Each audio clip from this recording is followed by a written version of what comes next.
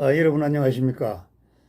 최근 2, 3일 사이에 그 뉴스에 보면은 우리나라 경제에 대해서 굉장히 그 전망이 불투명하다 이러한 기사가 많이 나옵니다.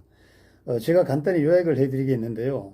코주부 폭락이라고 해서 코인 그다음에 주식 부동산이 폭락할 예정이다 이렇게 얘기하면서 거기 이제 분석을 한 걸 보니까 금리 인상과 재정 긴축의 결과 이렇게 얘기를 합니다만 과연 이것이 금리 인상과 재정 긴축만의 결과인가 한번 깊이 생각해 볼 필요가 있고, 그 다음에 이제 거시 경기는 그렇더라도 이러한 경기를 딛고 살아야 되는 우리 국민들은 어떻게 해야 되는지 거기에 대해서 한번 생각을 해보고자 하고, 그 답은 결국은 저의 전공인 화식경제 그 논리에서 찾을 수 있습니다. 거기에 대해서 간단하게 한번 알아보겠습니다.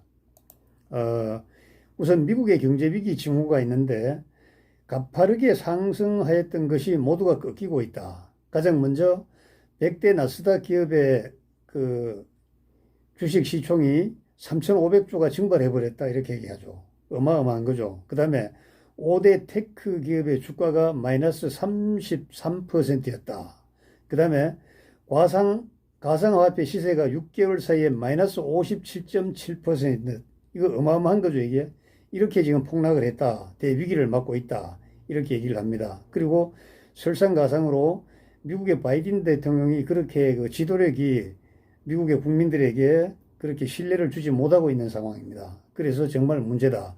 2008년도에 리먼 브라더스 사태보다 더 큰 아주 그 혹한기가 올 것이다. 이렇게 얘기합니다. 그럼 우리나라는 어떨까요?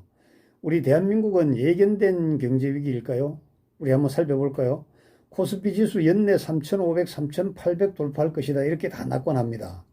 이게 언론은 원래 이렇답니다. 저도 제 지인들이 그 여의도 증권가에 참 많은데 그렇게 얘기할 수밖에 없대요. 자기들도 이유는 모르죠. 그런데 오르면 계속 오른다 이렇게 보도를 할 수밖에 없고, 또 떨어지고 나면은 이러한 악재, 저러한 난제들이 겹쳐서 더 떨어질 것이다. 이렇게 예측을 할 수밖에 없다고 얘기합니다. 하여튼 작년 7월 최고치 대비해서 마이너스 20%가 빠졌습니다. 가상화폐는 어떻습니까? 예를 들어서 루나 같은 경우에는 14만 원 했는데 이것이 1원까지 대폭락을 했습니다. 1원. 재건축 아파트 시세는요. 서울에서는 대형 재건축 올해 분양이 72%가 실종해버렸다. 분양하지 않는다는 겁니다. 그 다음 세종시는요. 아파트 상승률이 우리나라에서 최고였는데 지금은 하락률이 최고라고 합니다. 거기다가 나라빚, 문재인 정부 5년 동안 나라 살림 잘했지만은 나라 빚이 천조네요. 천조가 얼마만큼 큰 것인지 저희들은 계산을 할 수가 없습니다. 하여튼 나라 빚이 천조이고 이 천조는 갚아야 되는데 누가 갚아야 됩니까? 지금 생산 가능 연령 인구들이 두고두고 갚아야 될 그러한 돈이 아니겠습니까? 그 다음에 부동산이나 비트코인이나 여기 주식을 잘못 읽어가지고 빚을 내서 투자한 가계부채들이 1900조를 돌파한다고 합니다. 이거 정말 이게 큰일 아니겠습니까? 정말 큰일인데 오늘 제가 그 중앙일보를 전체 한번 스크린해 보겠습니다. 한국 경제가 오중고인데 동시다발 복합 위기를 맞았다. 이렇게 얘기를 합니다. 이 기자가 세 분의 기자가 이렇게 분석을 했네요. 설문조사 결과까지 해서 결국은 설문조사에서 이제 이런 기사를 쓰는 거죠. 그 다음에 이제 한번 보겠습니다. 공급망 대란에 물가, 금리, 환율 뛰고 가계빚이 폭탄인데 응답한 전문가들의 100%가 지금은 복합위기다. 위기가 얽히고 설켜가지고 어디 하나 딱 해법을 찾을 수가 없다. 그래서 한 곳이라도 구멍이 나면은 전 세계가 휘청거리는 그러한 복합위기 국면에 완전히 들어가 있다. 이렇게 얘기를 합니다. 참 기사만 보면은 여기 그 수류탄, 이 군대 갔다 온 분 알잖아요. 이 수류탄을 던지는 이 수류탄에 이러한 그 그래픽에 이 도화선을 이렇게 끌어내 가지고 불을 붙이는 그러한 그림이 나왔는데 이것이 타고 들어가서 터지면 이제 다 죽는다 이런 거죠. 그래서 1997년 외환 위기, 2008년도 금융 위기와 비교하면은요, 지금이 더 어렵다고 보는 견해도 있고 또 더 어렵다고 보는 견해가 많네요. 그리고 막 그 정도 수준은 아니 될 것이다. 뭐 이렇게 보는 사람이 76% 정도가 된답니다. 그러나 뭐 이거 다 의미 없는 겁니다. 어디서 한 군데 구멍이 나면은 와르르 와르르 다 무너져 내리는 것이 그것이 경제니까요. 여기 보니까 가계부채가 1862조라고 돼 있네요. 임계 수준을 넘어서 소비 성장을 갉아먹는다.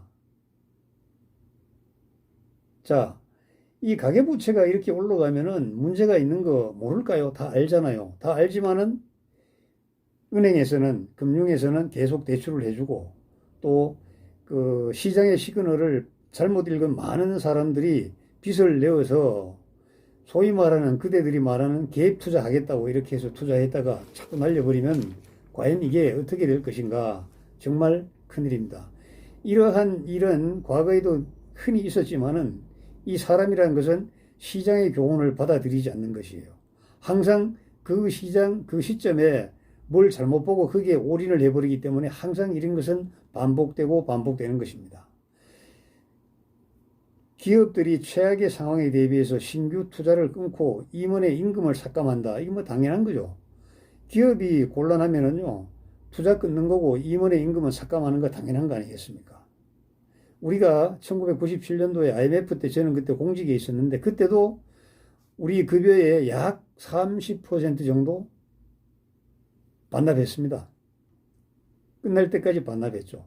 뭐 그것이 얼마 되겠느냐 이렇게 말하는 사람들도 있겠지만은 자 그것뿐입니까? 금붙이 다 내놨죠.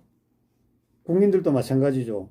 고통을 감내했잖아요. 그러나 우리가 IMF 극복하고 나서 그때 우리가 반납했던 그러한 급여들 되돌려주지 않았죠. 여러분들 금 낸 거 되돌려 받지 않았죠. 오히려 그 금을 가지고 재산을 어마어마하게 불렸다는 그의 소문인지 진짜 소문인지는 모르겠습니다만 그러한 얘기들만 우리는 들어야 했습니다. 기업들이 최악의 상황에 대비하고 신규 투자를 끊고 그 다음에 이제 임원의 임금을 삭감하고 있다. 코로나19 파고를 잘 넘었지만 뭐 잘 넘은 거 있습니까? 허리 졸라매고 고통을 감수한 것이죠. 경제 상황이 녹록지 않아서 그렇다. 이렇게 얘기를 합니다. 이렇게 지금 보도가 됐네요. 그래서 이러한 복합 위기에서 한국 경제는 어떻게 할 것인가? 출구는 성장밖에 없다. 이번에 윤석열 대통령께서도 취임사에서 말씀을 하셨죠. 점프업밖에 없다는 겁니다. 성장해서 모든 문제를 해결해야 된다는 것이죠. 그래서 이거 서울대학교 교수가 나왔는데 앞으로 5년이 마지막 기회라고 얘기하죠. 우리가 장기 성장률 추이를 김영삼 대통령 때부터 계속 분석을 해보니까 하향 했더라. 이렇게 얘기를 합니다. 그래서 꺼져가는 성장 동력을 되살리는 게 가장 시급하다는 게 56.5%입니다. 성장 동력을 되살리는 게 가장 중요하죠. 우리가 사회적으로 복지가 화두입니다만은 복지는요, 누군가 돈을 벌어와야 되잖아요. 돈을 누가 벌어오죠? 기업이죠. 해외 수출해서 해외 시장을 상대로 뛰는 기업이 돈을 벌어오고 이 돈을 가지고 세금을 받아서 복지 정책을 펼치는 것 아니겠습니까? 그런데 사실 우리가 복지 과거에 비하면은 굉장히 그 복지 정책이 많이 그 증대가 됐는데 받는 사람들이 이 돈 누가 벌어왔지? 참 고맙네. 참 고마워. 뭐 돈 벌어오는 삼성 고맙고 차 팔아서 돈 벌어오는 현대 고맙고 또 기타 뭐 SK도 있고 또 기타 중소기업들 중기업들 많이 있지 않습니까? 누군지는 모르지만은 그분들에게 참 고맙다고 이렇게 마음을 표시하는 그러한 사람들 제가 보기에는 별로 없는 것 같아요. 그래서는 안 되는 것이죠. 그래서 이러한 보도가 굉장히 심각하게 나돌고 있고 만약에 어디선가 하나가 딱 잘못되면 전체가 와르르 무너져 버리는 그러한 그 상황이다. 자, 그러면 이런 상황에서는 어떻게 해야 되는가? 이런 상황에서는 어떻게 해야 되는가? 이것이 중요하죠. 우리는 어떻게 해 와야 되는가? 이것이 중요하지 않습니까? 그래서 제가 도표 하나를 보여드리겠습니다. 자, 이것이요. 화식경제 사상의 시변이고 이것은 경제학의 불문율입니다. 경기는 이렇게 늘 변동을 해왔다는 것이죠. 저렇게 바닥을 치다가 또 최고치를 쳤다가 또다시 내려왔다가 올라갔다가 내려왔다가 올라갔다가. 인간의 역사는 전쟁의 역사이고 경기 변동의 역사입니다. 그래서 이러한 경기 변동의 시그널을 어떻게 보느냐에 따라서 개인이나 국가는 정말 불행 중 다행이고 많은 사람들이 정말 전전긍긍할 때 행복을 느낄 수 있는 거지 않습니까? 지금 예를 들어서 삼성전자 하나만 보겠습니다. 누구도 거들떠 보지 않았던 그 시점에 일본에 가서 전자기술을 배워왔죠. 그리고 일본이 이제 성장의 동력이 다 해갈 때 우리가 그것을 완전히 치고 우리가 장악을 해서 세계 최고의 기업, 이번에 바이든 대통령이 오자마자 평택의 삼성전자 공장으로 똑바로 쫓아갔지 않습니까? 그래서 전자동맹, 앞으로 믿을 사람은 한국의 삼성밖에 없다. 이래서 굉장히 보면은 큰 진전을 이루었죠. 그 삼성이 괜히 삼성이 아닙니다. 우리가 흔히 얘기하기에 뭐 삼성을 비난하는 사람들이 국가자본 가지고 매점매석에서 우리 돈 다 뺏어가서 자기들 기업만 불렸다 이렇게 얘기하고, 지금도 여기 강남역 옆에 삼성 본사 앞에 가면은 이재용 구속 이거 지금 피켓 들고 있는 사람이 진짜 주야로 거기 서 있습니다. 아예 텐트 쳐놓고 잠까지 자죠. 물론 그만한 이유가 그 사람들에게는 있겠습니다만은 일반 사람들이 보기에는 삼성의 오늘의 성장이 괜히 우리나라에서 정부 지원금 받고 우리 세금 낸 돈 가지고 자기들이 했다 이렇게만 마구 몰아붙이는 것도 아닙니다. 그들은 누구도 눈여겨보지 않았던 그 시점에 사원을 걸고 거기에 투자를 했던 것이죠. 여기 보면은 가장 아래 부분에서 회사에 사원을 걸고 투자를 한 결과 지금 최고점을 치고 있고, 또 그 최고점이 계속 이어질 수 있도록 점진적으로 계속 기술을 보완 발전시켜가면서 재투자를 하고 있는 것입니다. 자, 개인도 마찬가지입니다. 밑에 저점과 고점의 폭이 상당히 클 때도 있고 적을 때도 있습니다. 또 저점과 저점 사이의 간격, 고점과 고점 사이의 간격이 길 때도 있고 또 짧을 때도 있는 것 같아요. 그런데 사마천이 분석해 보면 이것이 굉장히 중요하다는 겁니다. 굉장히 정확하다는 겁니다. 이것은 하늘이 주는 시그널인데, 과거 고대 사회에는 풍수해, 그 다음에 재난, 또 한해 이런 것들 때문에 농작물이 줄거나 또 풍작이 되거나 하는 그것으로 인해서 이러한 시장의 가격의 주기가 발생을 했습니다. 또 여기에 많은 사람들의 심리가 여기에 가담을 한 것이죠. 어떠한 특정 시점에 어떤 사람은 팔기도 하고 어떤 사람은 사기도 합니다. 이러한 것을 전체 시장을 보고 전체 가격의 변화를 보면은 너무나 일정하게 정확하게 변한다는 겁니다. 여러분, 제가 모두의 코주부 폭락이라고 했죠. 코주부가 폭락했을 때 손해보는 사람은 누구이겠습니까? 다 고점에서 남들이 열광해서 들떠서 전부가 막 와 하고 막 못 사서 안달릴 때 그때 빚을 내서 돈을 얹어서 투자를 했던 사람들입니다. 그런데 이것이 폭락을 한다는 겁니다. 그럼 어떻게 돼요? 큰일 나는 거죠. 그러면 지금 고점에서 어떤 사람이 편안할까요? 저점에서 사두었던 사람들이 고점에서 파는 거예요. 시장의 순리에 따라서 샀다가 팔다가 이렇게 하면은 저절로 돈이 쌓이는 것이죠. 그리고 한번 돈을 벌면은 그 다음에 또 완전히 몰빵하는 게 아니고, 우리가 전쟁을 하면 주공과 조공이 있고 예비대가 있거든요. 항상 예비대는 가지고 있어야 돼요. 예비대는요, 마지막에 총 한 방 쏘지 않는 그 순간까지 예비대는 보유해야 됩니다. 이것이 정말 대단히 중요합니다. 우리나라 6.25 전쟁 때도 그 낙동강 방어선에서 우리 미군 사령관이 매일 아침 참모장에게 묻는 말이 있었대요. 오늘 예비대 몇 명이야?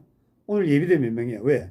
예비대가 있어야 어디 돌발 사태가 터지면은 바로 투입을 해서 진화를 할 수 있잖아요. 여러분, 월맹군이 월남을 먹어가지고 사이공을 함락하고 사이공 시가 행진할 때 들어온 월맹 정규군은요, 전투를 한 번도 하지 않았던 군대입니다. 마지막 순간까지 보유하고 있던 군대죠. 결정적인 순간에 결정적인 장소에 쏟아부으려고 보유하고 있던 군대입니다. 그리고 평생을 싸웠던 그 베트공들 있잖아요. 지하에 다니면서 땅 파고 미군들과 우리 한국군과 싸웠던 베트공들은요, 맨 뒤에서 나무로 된 게다짝 딸딸 끌면서 그 밴디지 밴드로 둥둥 가면 이 아카보 소총 둘러매고 맨 뒤에서 졸랑졸랑 따라왔습니다. 여러분, 이런 겁니다. 이런 겁니다. 전쟁도 이런 것이고, 국가 경영도 이런 것이고, 기업도 이런 것이고, 개인도 이런 것입니다. 예비대를 가지고 있어야 돼요. 한번 돈 이익 봤다고 해서 몰빵하는 게 아니고, 예비대를 남겨놓고 그 다음 저점에서 또 투자해서 이익을 남기고 해서 이렇게 자본을 형성하는 겁니다. 여러분, 지금 사실 저는 IMF 때를 겪었기 때문에 굉장히 그 걱정이 큽니다. IMF 때 제가 저희 그 직원들 데리고 서울 그 종각역 이런 데도 우리가 야간에 한번 쭉 세상 구경하러 나오기도 했어요. 왜냐하면은 많은 사람들이 잘 나갔는데, 내가 어제 그저께만 해도 강남에서 정말 고급 뭐 주점에서 술도 한 잔 이렇게 기울였던 사람인데 이렇게 나왔다는 겁니다. 개인은요, 이러한 경기 변동의 흐름을 육감적으로 알아야 돼요. 물론 제 강의를 들으면은 이치적으로 알 수 있습니다만은 육감적으로도 깨달을 수 있어야 돼요. 높은 곳에서는요, 함부로 사는 게 아니다. 이거 알아야죠. 정말요. 자, 여기 보세요. 예, 낮은 점에서 매수를 하고요. 그 다음에 높은 점에서 저기서 매도를 하는 겁니다. 여기서 매도를 하는 거죠. 그래서 이 차익을 챙기는 겁니다. 이것은 시장의 순리에 그대로 따르기 때문에 남들에게 비난받을 필요도 하나도 없고, 또 내가 부정직하거나 비윤리적이거나 비도덕적일 이유도 하나도 없는 겁니다. 값이 이 하락기에 접어들었을 때 많은 사람들이 팔려고 아우성일 때 가서 여유있게 사들이고, 그 다음에 값이 올랐을 때 서로가 살려고 난리일 때 이때 가서 제값 받고 파는 겁니다. 이것이 경제의 기본이고, 이것을 아는 것이 경제 원리의 가장 기초적인 겁니다. 자, 오늘은 여기까지 강의를 하겠습니다. 감사합니다, 여러분. 또 이 경제 위기가 오더라도 잘 견디시기를 바랍니다.